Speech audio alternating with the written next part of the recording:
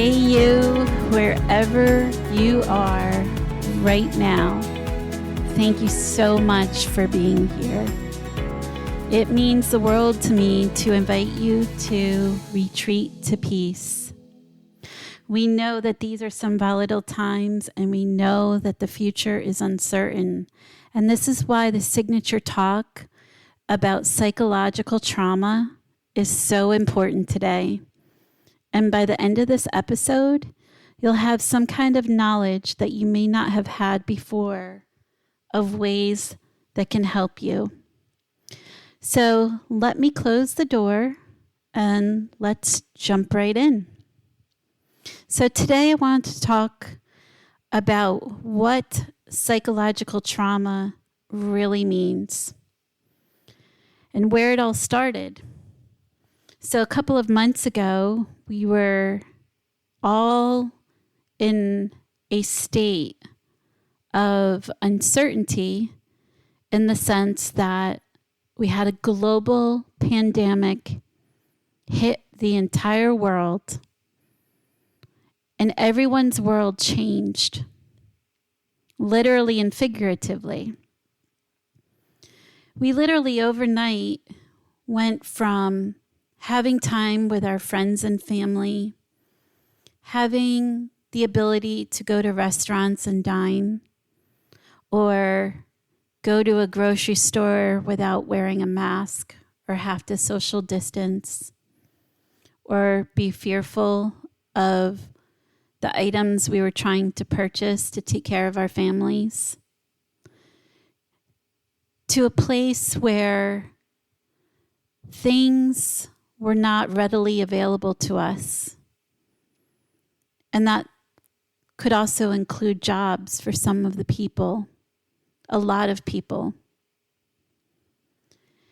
Psychological trauma, the definition of trauma is when we have anything that is psychological that triggers an emotional response to an event or an experience that's deeply distressing or disturbing. And when we look at the symptoms or the way one can feel with psychological trauma, it's associated with shock, denial, disbelief, confusion, difficulty in concentration, feeling angry, feeling irritable, having mood swings, anxiety, withdrawing from others, feeling sad or hopeless, feeling disconnected or numb. Some people may even have shame. When we look at trauma as a whole, anyone who's experienced trauma understands that the body will remember trauma. The body will remember what that felt like during those moments in time. It is important that you get this information of trauma out of your body so that it doesn't remain stored. And we'll talk about some ways you can do that. But first, I have a question. Are you feeling confused, shock, fear, avoidance, flight, frustration, irritation, anxiety, feeling overwhelmed, feeling hostile, feeling helpless? Are you struggling to find meaning? Are you struggling reaching out to others or telling your story? Or are you in a place where you have a plan and you're moving on? Everything I just described are the 5 stages of grief. Grief comes in a form of denial, where we feel the avoidance, confusion, the shock, the fear, or maybe the anger, the stage of anger where you're feeling frustration, irritation, anxiety. The depression stage is where you feel overwhelmed or helplessness, hostility. The bargaining stage is where you're trying to reach out to others, trying to tell your story, struggling to find meaning. And finally, the acceptance stage is where you put a plan in place and you start moving on. The stages of grief, everyone experiences differently for different periods of time. For some, it may be months. For others, it may take years. So as we look at psychological trauma and the stages of grief, and we look at the world and what the world is experiencing, everyone is experiencing trauma or grief. I bring this to your awareness as it's important to remember in our relationships with the people that we surround ourselves with, or even the people we don't know. The elevated emotion of anger or fear or depression or any of these things are purely on an organic level of trauma. So what can you do? One of the things that you can do is just simply acknowledge that you feel scared, or you feel angry, or you're feeling deflated, or whatever word you put on it, and know that it's okay. Know that it's okay to be in the space that you are. A lot of healing work comes with mindfulness. You hear all the time about people who use meditation and yoga and mindfulness to help their bodies heal. That is all wonderful, but you need more than that. You need to create balance. You need to create a balance of mindfulness, but also with boundaries that will allow you to make decisions on how much information is too much and how much you can take in given where you are.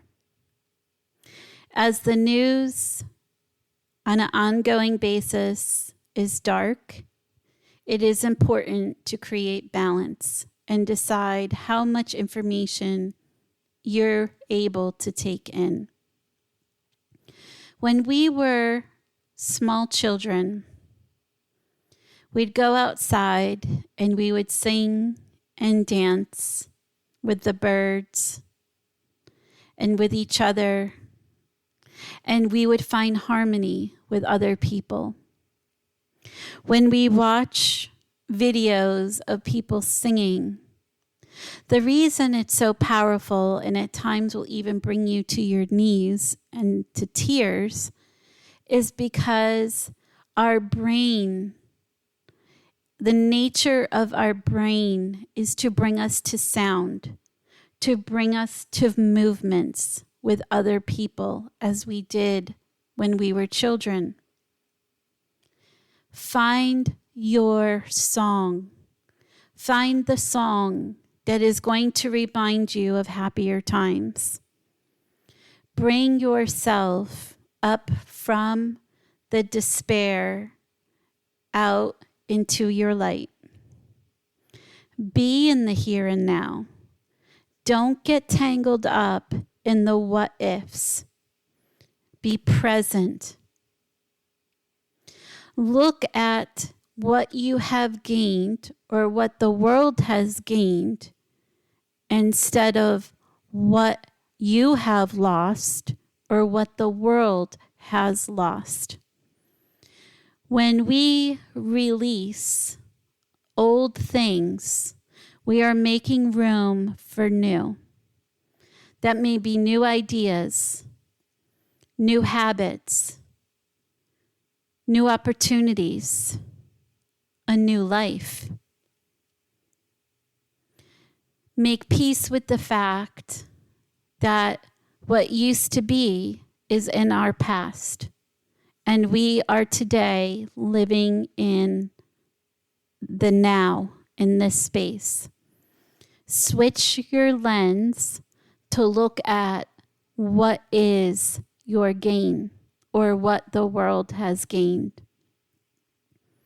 Look for ways that you can use this time to make your life, the people around you, the world, how can you impact for better?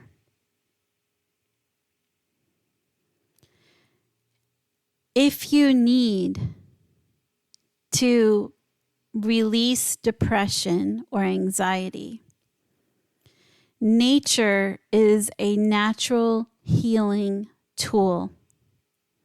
Get out into the sunshine. Get out into the woods. Go for a walk.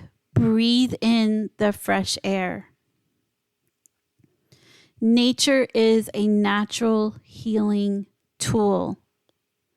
The simple movement of walking and breathing in fresh air is going to help your body release the toxins that you're storing inside of your body. Embrace where you are today. We will not be in this space forever.